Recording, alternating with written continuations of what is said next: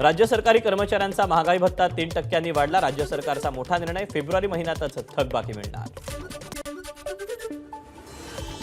मंत्रालयातील सुरक्षा जाळीवर उतरून पुण्यातील विजय साष्टे या व्यक्तीचा आत्महत्येचा प्रयत्न, जमिनीची फसवणूक झाल्यानं टोकाचं पाऊल उचलल्याची माहिती।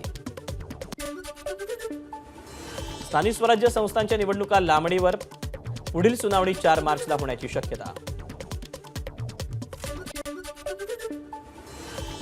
राज्यातील सर्वच जात पडताळणी समितींना मिळाले अध्यक्ष, महसूल मंत्री चंद्रशेखर बावनकुळेंचा निर्णय। ओबीसी, व्हीजीएनटी, एनटी संवर्गातील जात पडताळणी होणार गतिमान।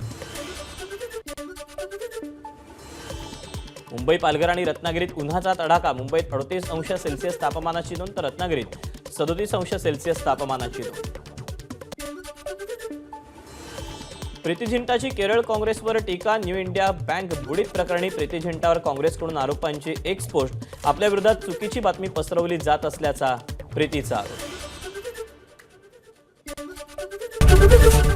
एबीपी माझा, उघडा डोळे बघा नीट।